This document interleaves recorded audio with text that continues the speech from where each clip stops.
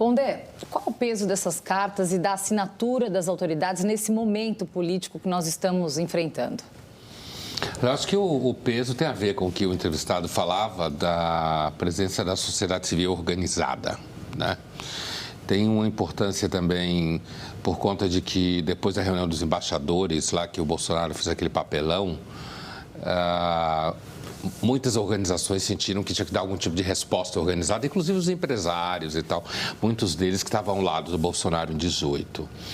Agora, dos presidenciáveis assinar a carta, acho que há um detalhe interessante, o Lula, ele resistiu a assinar a carta, me parece, entendendo bem uma questão que tem nisso tudo, que assim, essas cartas, elas não são partidárias, né? Elas são uma reação da sociedade civil organizada a um comportamento um tanto delinquente, um tanto não, né? Estou sendo cuidadoso, assim, mas bastante delinquente do Bolsonaro. E, nesse sentido, é uma carta que fala em favor da democracia e não a favor de nenhum candidato. Porém, me parece que o Lula avaliava que facilmente poderiam dizer que ele assinando é como se ele estivesse assinando a carta com intenções eleitoreiras.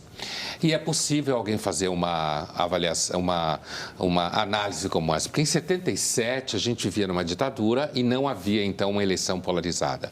Agora você tem uma eleição e você tem uma situação polarizada. E evidentemente que todo ataque à figura do Bolsonaro, mesmo que as cartas não falem do Bolsonaro, não precisa falar, está implícito, é claro que o Lula é visto como aquele que colhe diretamente os louros de cartas que vão contra posições que o Bolsonaro tem falado, apesar de não citá-lo.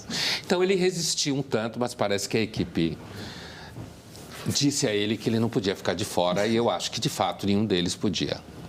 Agora, João, existe uma queda de braço por assinaturas, né? De um lado pelos apoiadores do Bolsonaro e do outro lado pelos advogados da São Francisco. Será que o número de assinaturas é o melhor jeito de analisar a relevância do documento?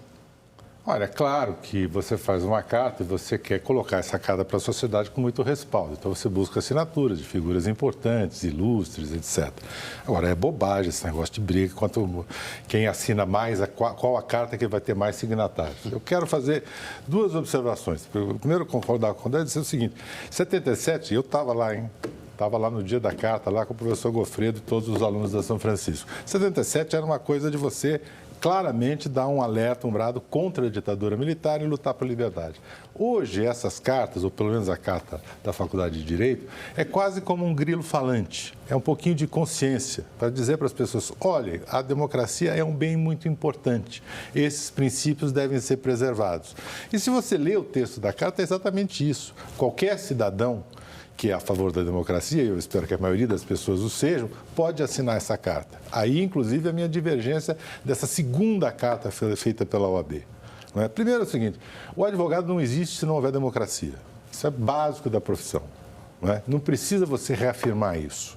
No momento em que você está exercendo a profissão do advogado, no momento em que você tem a condição de entrar com habeas corpus a qualquer momento para defender o direito de qualquer cidadão, você só existe se houver democracia, se os tribunais estiverem abertos. Então, para que essa coisa de eu faço a minha carta, outro faz a outra carta, tem essa disputa? Vamos todos engrossar uma carta que está aí, que é uma carta muito simples e que reafirma princípios democráticos e, como eu disse, é só para alertar um pouco a consciência de todos.